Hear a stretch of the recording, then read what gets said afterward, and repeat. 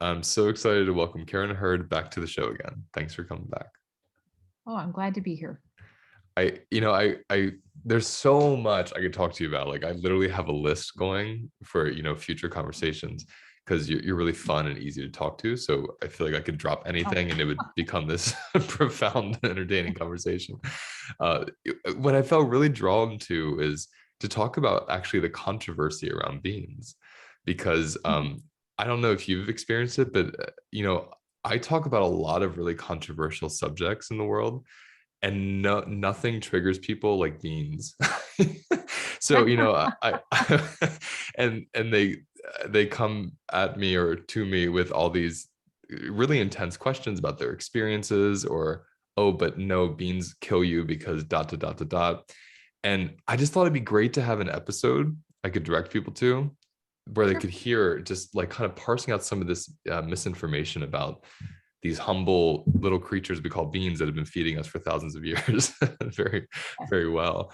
Uh, I guess I'll start by asking you, like, what's your experience with any kind of like pushback or fear around them?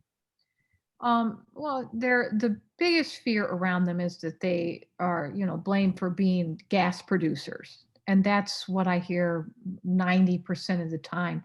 There's a few people that will bring up the lectins and the phytic acid and the oxalates, which I do want to talk about and address because they are not an issue. Mhm. And you'll find out why when we talk about it. But the big thing is the gas, and that's probably most people can experience gas, but they have to understand what what is creating the gas. Are the beans creating the gas, or would you have had gas if you would eaten something else and you just have more gas because you're eating beans? And people need to um, understand these things.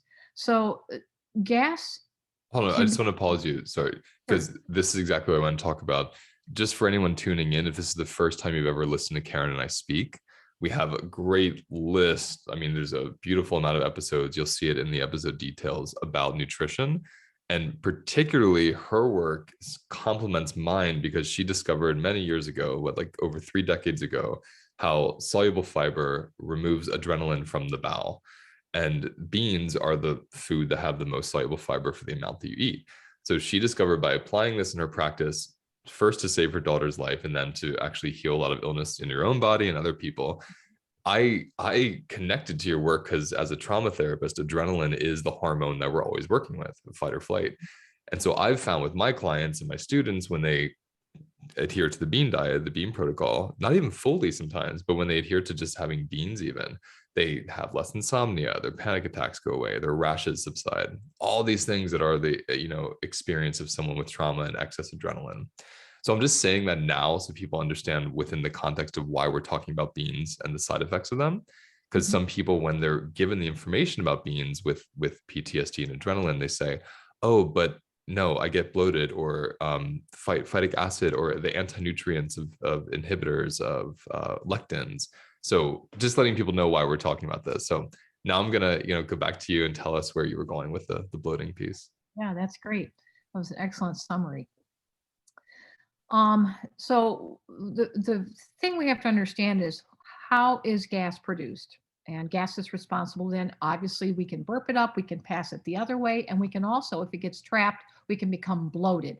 So if we don't pass the gas, if we don't get it out of the gastrointestinal tract some way or another, then we get our stomachs balloon out like they just, that's what happens. They get hard. It's very uncomfortable. Trapped gases can be extremely painful.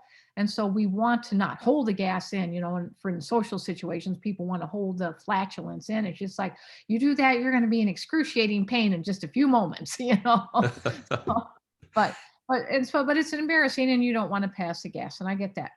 So, what's causing gas? Do beans cause gas? Do cruciferous vegetables like broccoli and cauliflower and cabbage, do they cause gas? Because some people eat beans and some people eat cruciferous vegetables or whatever, and they don't have any gas at all. So, why is it okay for one person? It's not okay for the other. Are we looking at the source of food as a creation of the gas, or have we failed to look at the mechanism of action and what's creating gas? And that's what we have to look at today. What is the mechanism of action that creates gas?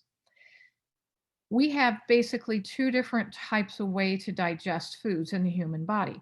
One, we will use digestive enzymes, and that breaks down our food into smaller pieces so that they will be absorbed through the gastrointestinal tract and into the bloodstream so that we can utilize them. But there is another way that we can digest foods, and that's through the fermentation process. We see that, when in wineries, we're using fermentation to break down grapes so that they can be converted into wine. With kimchi, sauerkraut, all of our fermented, think of fermented things, we're using the fermentation process to actually break down these particles, and usually their proteins are what we're breaking down, and to denature the proteins and make them more digestible. So it's a process of digestion. So we have these two processes that occur in the human gastrointestinal tract, using digestive enzymes, which don't create gas, and fermentation. Fermentation creates gas because the byproduct of this particular digestive process is that you will have gas released, and most often it's CH4. It's a methane gas. It's the stinky gas that we all and that people are always looking at. When they say, "Oh, I have SIBO," that's this a problem in the gut with bacterial overgrowth. And that I'm checking my methane levels, and well, yeah, almost all gas that you're going to pass is methane. I mean, that's just the way it is. I mean, that's the chemical reaction that happens. So fermentation creates this, and we know that. I mean, if you live near a winery, you can live within 5 miles of a winery and you can smell the fermenting grapes. Or if you've ever made homemade sauerkraut or kimchi, you take that lid off, or don't even have to take the lid off. I mean, there's gas being produced, and it's smelly. And this is part of the fermentation process. So what happens in the gastrointestinal tract to make fermentation happen over just using digestive enzymes? Because either process will work. Why don't we just always use digestive enzymes? We make lots of digestive enzymes. Those are naturally made by the cells that line the gastrointestinal tract, line the stomach, the duodenum, which is part of the gastrointestinal tract. These are all very potent enzymes that do a great job, and we make plenty of them. And so why did we move into a fermentation stage instead of using digestive enzymes? It's because of hormones, and very particularly the one you just mentioned a little while ago, our fight and flight hormone, adrenaline. And so those hormones, and the fight and flight hormones are actually two, epinephrine and norepinephrine, but we just usually classify them together and just call them adrenaline. We need to understand that hormones, and it's not just those two, but estrogen, testosterone, we have lots of hormones. Hormones' purpose is to trigger chemical reactions and to trigger signal transduction pathways so something will occur in the cell in some process. That is the purpose of a hormone. If we let all the chemical reactions that happen in our body just happen, what's called spontaneously on their own, whenever they just happen, we would not be alive, because it's too slow. These reactions are so, the spontaneity of the reactions are so infrequent that we wouldn't have any chemical reactions happening.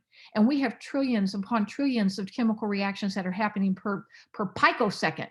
So we have to have a catalyst to drive these reactions, chemical reactions, forward so that we can stay alive. The catalysts in the human body at the cellular level are hormones. So now we have that background. So let's put the hormones in the gastrointestinal tract. What if we have more adrenaline? What if you're coming up on a menstrual cycle for women, and you have more, you're going to have a second peak of estrogen, and you're going to have a very large peak of progesterone at that time. These are hormones that will make it into your gastrointestinal tract as the hormone itself. We think, oh, well, hormones are being made by the endocrine glands, which they are. Endocrine glands are glands that produce hormones, and they're released into the bloodstream. And so then they get all used up. That's not true with a hormone. A hormone is utilized again and again and again. It triggers reaction, and it has a resting state and a taunt state, an active state and an inactive state, where it triggers reaction, then it rests. Then it goes trigger another reaction, and it rests. And it can be used over and over and over again.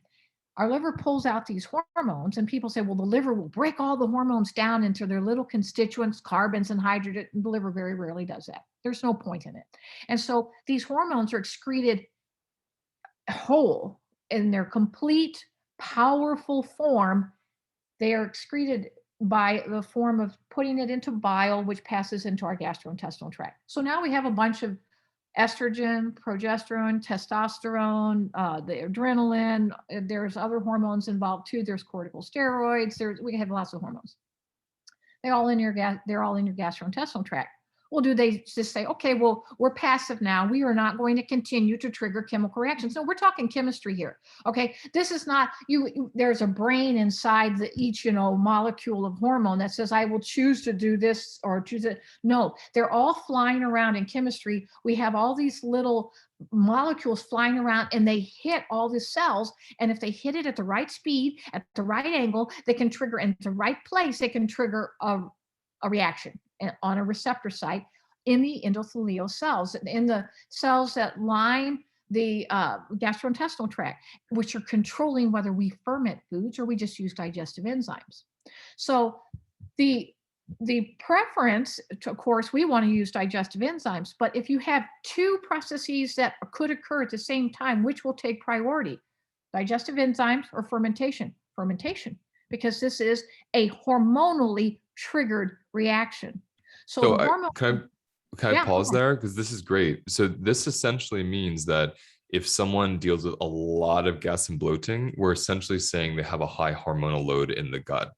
Exactly. That And is a one-to-one correlation. Yes. that's so important because I think of the people in my courses and in my practices who have implemented beans. I think of the ones that are like, I feel amazing, my insomnia is gone, like I feel better than I've ever felt in my life. I mean, people actually saying who have had PTSD for 20 years, I actually feel safe in my body for the first time ever because they're eating beans. And then we have the people that are like, this is horrible. My stomach is killing me. I'm bloated. I'm constipated or I'm going too much. And then when I notice the difference between these groups, the groups that are still having a lot of trouble are groups that are still stimulated. So they might still have coffee in the morning, let's say, or they had like a 12-hour workday and their stress hormones are off the chart. So the beans are literally interacting with these endothelial cells that are being activated by all this adrenaline, let's say. Is Yes. that what's happening with these people? Yes, yes, that's exactly what's happening with people. And that's why a person cannot have any gas, let's take a woman, and then they become pregnant or they're lactating, or there's because we have pregnancy hormones, we have lactation, prolactin hormones, and they are also triggering this fermentation pathway. And so they'll say, well, I didn't have gas before with beans, and now all of a sudden I have gas. Or someone that eats beans all the time, so they never have gas, but now they're under real high stress, whatever the situation is, they're under high stress. And all of a sudden they have a lot of gas. And they're like, I've been eating beans. Why do I have gas now? Because your stress levels are just a little bit too much for the amount of soluble Mm, fiber in the beans that are actually carrying mhm. out the hormone, which we've discussed in other episodes how that works. But That's but really that important. I is mean, so important. this is so important because this is why I love your work, is how nuanced it is and how holistic it gets. Because I've done your courses, and this is where it goes into even the realms of, or especially the realms of chemicals, of pheromones from essential oils, chemical fragrances.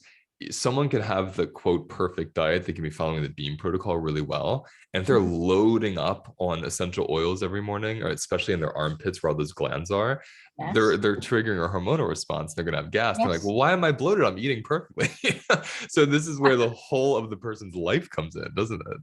It does. Yeah. So, yes, you're exactly right about the essential oils or perfumes or just the stress of the moment. I mean, I have people that, are in all walks of life, but I'm thinking about a group, a client of mine that works at a university and she teaches theater arts. And so they are, have to go on stage and they get, the actors get really nervous. And she has been telling them, you need to eat beans before you go out on stage because it will remove all those stress hormones and you can perform better. And they're doing this like this is amazing. Or you know I'm telling people now that are listening to this program, if you feel stressed out and you say I gotta calm down, I'm just all hyped up about whatever the issue is, just go eat a few spoonfuls of beans. It doesn't have to be some big crock of them, just a few spoonfuls, and you will notice it will be less than 5 minutes. Usually it's under that, sometimes just Mm, even a minute. You're like, oh, okay, I can deal with this. I'm okay. I'm not freaking out. I'm not over the mhm. edge. It's so important. I'm loving that this information is going out there in response to stress, because so much nutrition information, or I should say, people's motivation to eat a different kind of diet or have a different food lifestyle usually comes from like something conditional, like I want to lose weight, or I have this rash, or I have inflammation. All good reasons, by the way, but still, like that tends to be where it ends. And stress becomes this like mental thing, and we forget how biological stress and trauma really are. They're total biologies. They're not just mindsets. they Absolutely. they relate to each other, the mindset and the biology, but it is a biology. So to know, oh, I have some beans and I have less adrenaline coursing in my system, like that is so much more important than for me, even meditating in the moment. Like I love meditation. I love breath work. I'm a somatic therapist, so I believe in all these techniques. And I think the biology of the body having a food stuff that's literally physically whisking that adrenaline is someone's chance at actually healing from stress or managing stress even, Yes. you It is know? very effective. It really works. And then it works even better if we don't put things in that stress the body as far That's as right. intake. I mean, you and I sometimes we can't take away our mental stresses. I mean, the boss yelled at you. How are you going to prevent that from happening? Or, That's right. whatever. So some things are outside of our control. But if we're pumping down the caffeine at the same time we're eating beans, it's like, okay, you are increasing your adrenaline while we're trying to whisk it away. And it's just like, okay, at some point your caffeine's going to win the battle because you did too much Mm, caffeine and we don't have enough soluble fiber to pull out all of that adrenaline that you created. Or yeah. so No, this we is have to, great. when you do them both together, you're doing your soluble fiber and then you're eliminating these things that create these adrenaline rushes That's what I that one find to has be to go for. the groups Yeah. that I work with have the most success are the ones that detoxify from caffeine and then they ease into the beam protocol and they have this like life-changing experiences. Yeah. The ones who stay with the caffeine, and I'm saying this out, I've said this in many episodes, I'm not judging anyone who's Yes. using coffee, a single parent with 3 kids and 2 jobs, and like they need to boost their adrenaline to get through the day. Like I empathize with that. So I'm Mhm. not saying good or bad in any way, but the biology of it is if you're stimulating yourself with caffeine and then like you said you're taking in beans, you're probably going to have that chemical reaction. Mhm. So this is good for people to hear who are saying, but I'm super bloated or gassy. I want to pivot to the next point just because of time, if that's okay, Sure. because that feels like that was answered beautifully.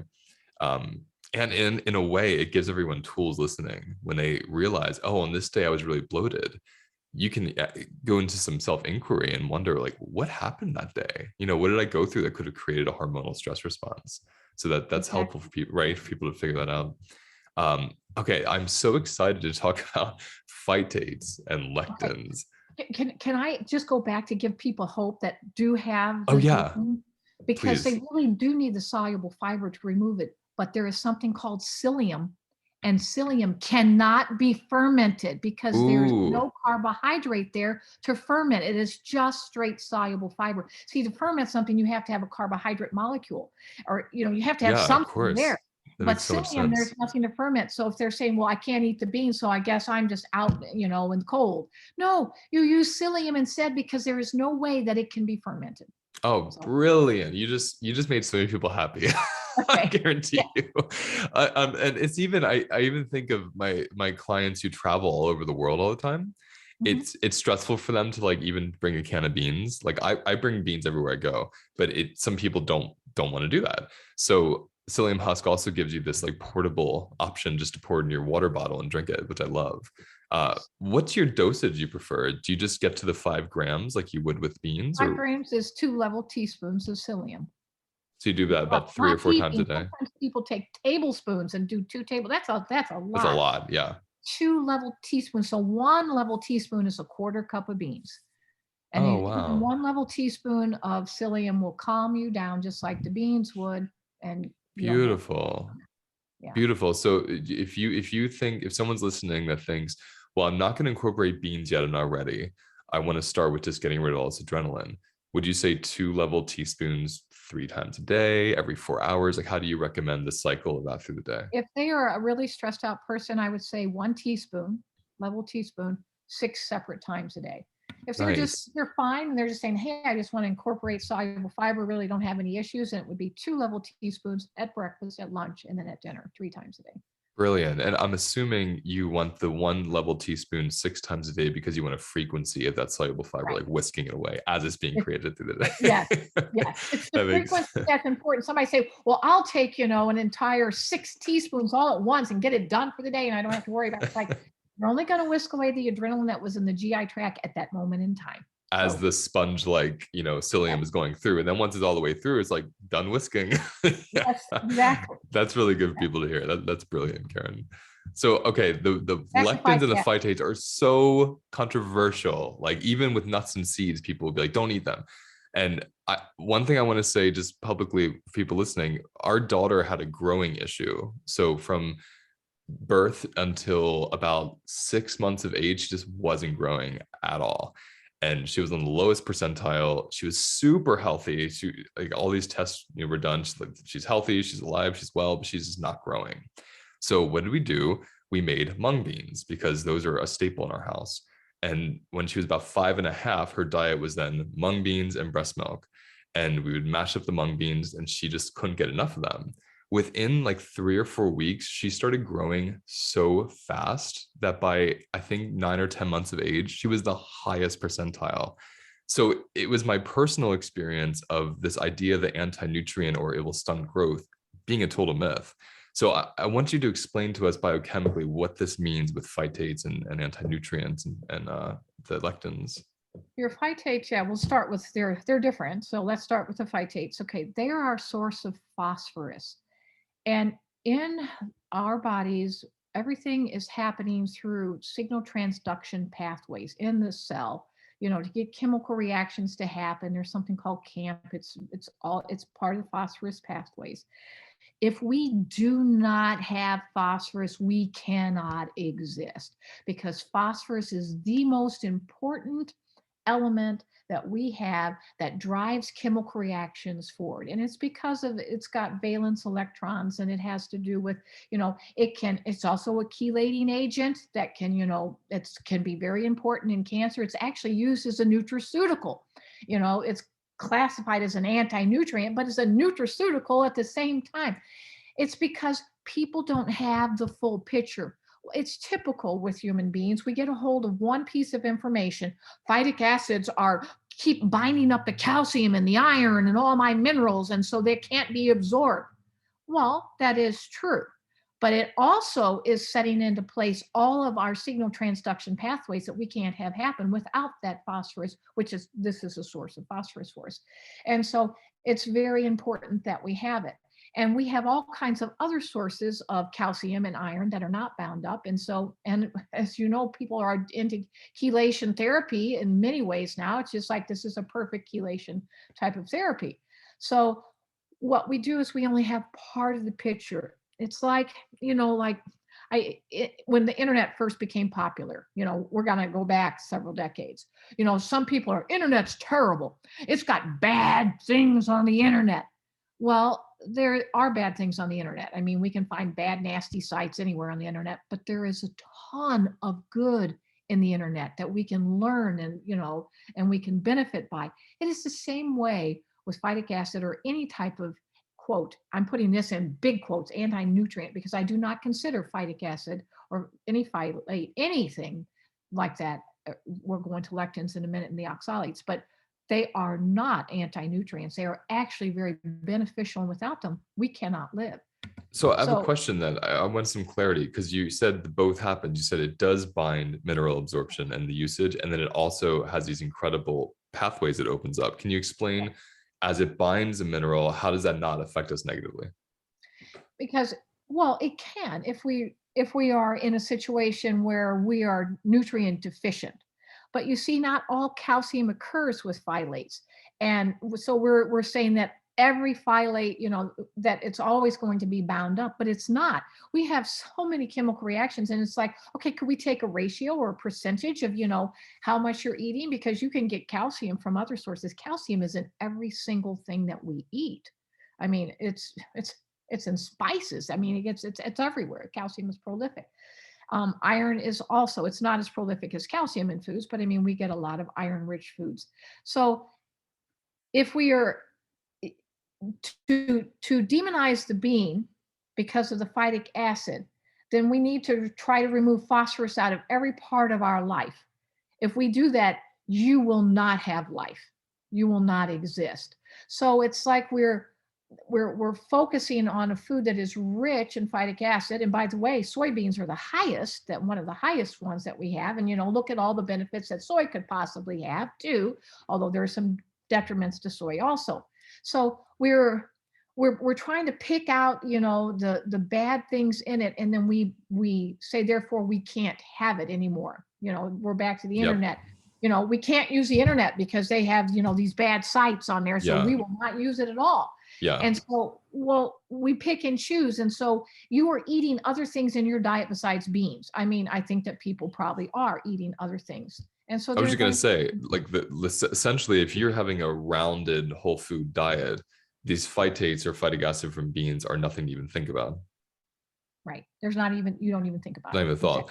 Now, can you tell us just like 1, 2, or 3 very simple benefits of the phytic acid? What did you call those what pathways? They're signal transduction pathways. Transduction. Yeah. What does that do for the body? It allows the chemical reactions to happen. If you don't have All that, chemical reactions. yes, if you don't have them, you will not have energy in the cell. The cell cannot do its job, and Got it. or the cell doesn't do its job, you don't have life. So it literally creates life. It literally creates life. That's amazing. It is, without phosphorus, none of us would be here. That's incredible. Okay. So it's literally the opposite of what comes to mind when you think anti-nutrient. It's It like is. life-giving. It is life-giving. Without phosphorus, we're not here. Amazing. And now just a really quick tangent, like under a minute if possible. Okay. Phosphorus affects bone health positively, right? So like what's the relationship to beans and bones? Because phosphorus is going to take minerals to your bones. You have to have something. Calcium is not going to just be free floating in your bloodstream as a calcium ion. It goes out as an ion. And so it's going to have to bind with something, and it does with phosphorus. And then phosphorus and calcium are making up your bones. I mean, they're working together. That's amazing. So again, because when I've asked people what their fears are around, and we'll get to the lectins next, but what their fears are with lectins and phytic acid, it's specifically this idea of an anti-nutrient that is going to weaken their bones and stunt the growth of their children. And you're literally showing us chemically how it's the complete opposite. And you're also given some understanding of why my daughter just literally started sprouting like a bean. She was eating beans all day. She finally could do the chemical reactions to be able Yes. to get the growth hormone. She needed the growth hormone, and that phosphorus is essential for her to be able to produce her growth hormone, and she wasn't able to produce it before. Oh, that makes so much sense. She didn't have the phosphorus in her diet. Because we were always looking at it spiritually, which is not too different from science. I think science proves a lot of like spirit, and like magic and miracles and such. And we were looking at it like, oh, well, the bean sprouts, so she's sprouting like a bean. It was true, but there's this real, this is real, reason behind why that worked. It actually stimulated her growth hormone. That's incredible. And she's still the tallest child of her class, and she eats beans, 3 times a day. So she's just like growing really well. That's exciting. Thank you for that. Okay, Yeah. lectins. Lectins are the next big one. Lectins, so misunderstood. So lectins are incredible cellular communicators. One cell has to be able to talk to another cell because they're all working in tandem to be able to create whatever we're trying to grow or to be, or whatever reaction is happening. And these are triggers to receptor sites. The phosphorus is actually working internally within the cell. With lectins, they are actually triggering pathways, so triggering the cell receptor sites so that these reactions with the phosphorus can go down through it's called downstream reactions and happen. If we do not have a cellular communicator, if our one cell cannot talk to the other cell, then we will also have death. I mean, they are hugely important. And oxalates too. And these two are coming together together. Oxalate, it works a little bit differently chemically than a lectin does. But I want to explain these together. They all have their purpose. They're all nutraceuticals. They're all helpful. But what most people don't know is that whenever you cook a bean, because these are water soluble, oxalate and lectins are water soluble, or you soak a bean, you lose a good portion of the lectins and the oxalates. They're no longer there because they went into the water. That's why, when people say, how should I make my beans? It's like you soak them, then pour off the water, rinse your beans. Now you boil your beans. Now you throw the water away, rinse your beans, and now you have your cooked legume. And so you throw away your cooking water. People say, well, all the nutrients are in the cooking water. Well, the nutrients that we're looking for are actually still in the legume. And we're throwing away your demonized anti-nutrients, which really aren't anti-nutrients, but you're throwing away a vast majority of them. We've got some really nice scientific articles where they measure the exact amount of how much of this was in before, and then how much is in there after. They lose a good majority and through the cooking process. And of course, we are going to cook a legume. You are not going to eat a hard pinto bean. It will crack your Hmm. teeth. Hmm. You have to cook them, The you body know. has and nature and the body has said like the bean will hurt your teeth, so we're not going to let you eat it unless you're actually cooking it properly. Yeah, Yes. it's already taken care of in that way.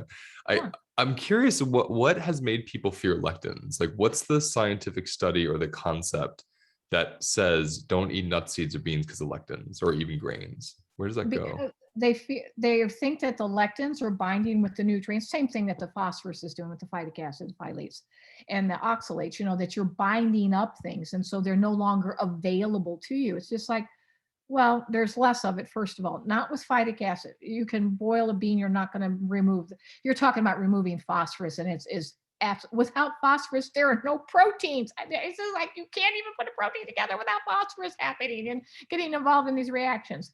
And so they just don't understand. It's the same thing. We grab a hold of one little piece of information, and then we disregard the body of evidence that Hmm. is out Hmm. there. It's And I very want to sad. break it down again. Like, what's actually the benefit of the lectin? What is it helping do in the body?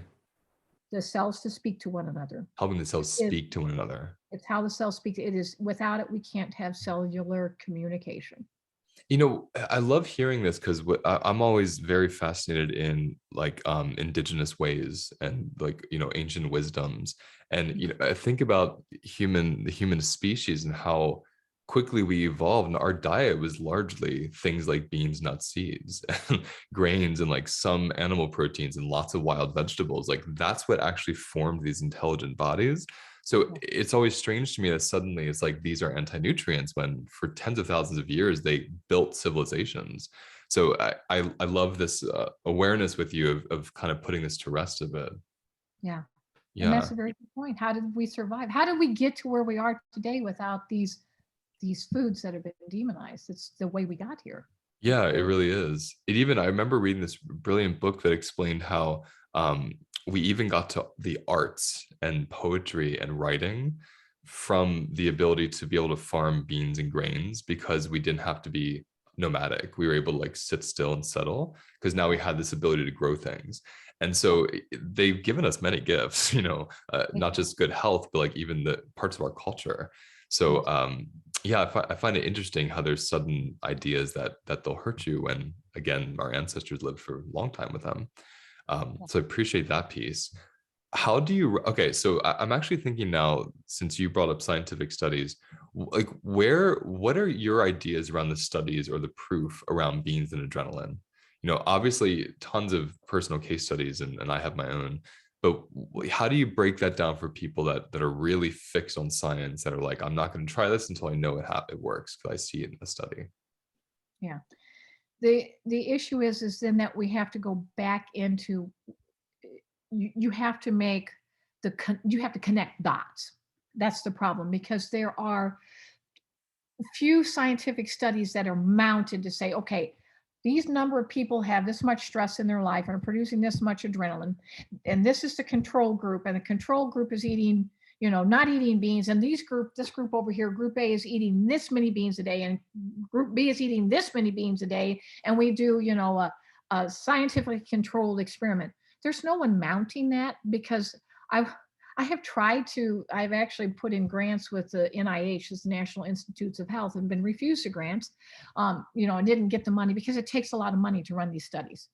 And so, because as I was told by the head of the committee when I would put in for this one particular grant, she said, Karen, this is not a medication. This is a food. We're not sponsoring any grants unless it's a medication or a biometric, some type of machine to measure, Yes. whatever. And so we don't have any monies to fund these studies. So they're not really being done unless it's like your practice, my practice, we see it happening. You and I can just notate things, but it's not a scientifically controlled study because, some of that comes into moral values too. Okay, well, so these people are really stressed out over here. They could use some beans and soluble fiber, but you're the control group. You just suffer with your anxiety and panic attacks because, we're going to help these people over there and you just suffer over here. So we run into that Yeah. too. Well, you And also speak to the nuance around the science, the institution of science, and these studies get funded because you can make money off of pharmaceutical, and that's an ethical dilemma, where to go to the store and pay $1.50 for a week's worth of beans, that's accessible healthcare. That's much more accessible than anything else, but that's not being funded because of the bureaucracy. yeah, there's no money in it. There's no money. Yeah. And So I so mean, oh no, go ahead. yeah, so what you have to do is that you have to go back and connect the dots. We do know that soluble fiber, we do know about the enterohepatic recirculation. That's this process where we can bind up the things that are recycling in bile. Many, many, many scientific articles on that. We know that. We know about how much we're recycling. That is all well documented. So we know then, and we also know hormones are excreted in the bile because we can measure the hormone in the bile. We have studies that do that. So we know that hormones are in the bile fluid. So, okay, we got that. We know that enterohepatic recirculation is happening. And we have, okay. And we know that soluble fiber binds. We know this. We have all kinds of studies that show that soluble. I mean, you even got it on your oatmeal canister, healthy for the heart, the soluble fiber. And it's bringing down cholesterol. Well, where's cholesterol? It's in your bile fluids. And that's the way we get through the cholesterol. So, I mean, it's all there. But you have to then go through and connect the dots because no one has actually done the formal studies. Someday That's how you I and I, feel. we're going to have to do a I formal think we study. should. I mean, I really want to help you with this because I have so many. I mean, I have hundreds of people. I know you have thousands, and we could totally like get their consent and do amazing work. Because when people ask me, I mean, I'm such a body science person. I'm like, my body is the laboratory. Like, that's going to tell me everything I need. But some people really want they really want the institution or the exterior, authority to say, yep, I'm putting my stamp on it. Beans equal da da da. And like you said, when you connect the dots, it's obvious. And then when you have people after 1 week, I mean, some people, it's amazing. After 3 days of the first class, so in week 2 of my class, the first thing we talk about are beans because it's a nutrition week. So everyone's learning, how do I start working with stress and healing trauma through food? And then we do a bunch of other exercises through the 6 weeks. But in the second week, it's really food-based. That's when we actually start eating beans and eating this kind of lifestyle and removing the caffeine. And 3 days into it, the list of people, I slept for the first time in years last night. I didn't have a panic attack at work today. I noticed something felt off. I was calm. Like these incredible testimonies just in a few days. So for me, when someone asks like, where's the science? I'm like, well, it's coming, but until it does, eat some beans and just see what happens in your body. Like that's the science, right? And Yes. so you said that in a past episode, my community manager and friend Camille brought up. She said that you said something about dairy. You're like, stop eating it for 3 weeks and then eat it again to see what happens. And that teaches you everything you need to know about your body with dairy. And it's kind of the same, isn't it? You don't have to have a scientific study to tell you That's right. So, exactly. yes. Exactly. Yes. It would be fun to do this if someone would like to mount that up and, fund the study, I am willing Yeah. to do that. We could work together. That'd be great. But yeah, let's look into that. That sounds really fun. So that's what, and if anyone listening that has any kind of like, people or connections to this kind of grants or studies, like reach out to either of us because I would love to get some of this on paper so people can be like, oh, I trust it now. yes, now it's published in such and such journal. Now right. it's valid, even though I have my own personal life experience. But okay. Right. And I'm having this dream of walking down the bean aisle and seeing like on the can, like proven studies have shown reduces stress. It's like how amazing that would be. So, okay, my final question is, how do you recommend people titrate beans into their bodies who have like huge bloating responses, but they really want to eat the beans, or they have IBS and Crohn's and those kind of things? What do you recommend? For my clients that have tremendous gas problems already, and they have this huge stress response, it's like, let's not even start on the beans. Just start on a little bit of psyllium. And sometimes I only say a quarter of a teaspoon. And let's just start slowly. And it doesn't mean, oh, you're on a quarter of a teaspoon of psyllium for the next 9 months. No, just a couple days, it's just like, maybe you could do a half a teaspoon now. All right. Now, because every time you put soluble fiber in, you are removing some of that adrenaline. Because we've covered other episodes, but we'll just mention it right now briefly. Your adrenaline is recycling at 95%. So it's going back in your body. It's going into your gut. Yes, but it's going right back into your bloodstream. And then you have another stressful event, you even produce more. So we have got to start removing some of it, because all your stress responses are from the over circulation of adrenaline in your bloodstream. And that's what's causing your stress response. So let's just start getting rid of a little bit of it. Hmm. And what's Hmm. really cool is it happens right away. It's just not, oh, I have to wait for 3 months before, Hmm. no, you eat the beans now, you will feel calm now. That's what I love about the bean protocol is a lot of things, like a rash, for instance, that's going to take a couple weeks to a couple months. Like autoimmune things could take a couple months, a couple years, depending on how long we've had them. But the Mhm. actual sensation of being amped up with adrenaline within minutes starts to shift. And that's so empowering and exciting because when you have a little mistrust or you've tried everything and you have no hope left, then you eat two spoonfuls of beans and suddenly you feel centered. I mean, you're not making that up. It's such a tangible experience. So I think that's the gift of them, really. Right. So we use psyllium for those that are really gaseous, or if you're not, then just start, you know, if they're really not bad, I'll just say, well, let's just start with 1 tablespoon of beans 6 separate times a day. Just one level tablespoon, that's all, one mouthful. That's it. Mm-hmm. Do well with that. Okay, let's go to two. I love We'll that. just, That's such a great start. yeah, and you just get started that way. And I want to just add to that and just see what you think as well. And you said this a bit earlier, but I think it deserves a repeat. Uh, either while you're incorporating beans, or if you're like, okay, I want to, but every time I do, I get gassy. I love to start with just take away the stimulants first, then like start reducing stimulants first, either simultaneously to adding beans or just first, and then add the beans, and the digestive experience be completely different. Yes. Do you want to add anything I to that? absolutely agree with that. Absolutely. So it depends on a person if they want to, take it step by step, or they say, "Oh, just give me the whole ball of wax. I'm gonna, I want to roll into this," and So it's however they want to do it. But absolutely, you've got to take away the stimulants too. That has got to be a part of the program, Yeah. because you can eat beans all day long, and like we were talking about before, and you have a stimulation of perfumes, fragrances, essential oils. Well, we're not making a lot of progress right now. Yeah, and it's so important to note, like when we're talking about stimulants, we're only talking about the ones you can control. It's Yeah. like you're having coffee, you're having the perfumes, you're eating a ton of sugar. Those stimulants, that's what you actually can control. You can't control your boss screaming at you or the traffic jam or someone dying. Like Right. that's already going to happen in life. So Mhm. we're already going to have stress hormones, but these additional ones are the ones we can start reducing. Yes, Yeah. exactly. Thank you so much always for your Oh, you're time and welcome. generosity. It's always You're so fun to hang out welcome. with you. Yeah, it is my pleasure. Yeah, and hopefully we'll get that study for everybody. Yeah. Yes. Yes.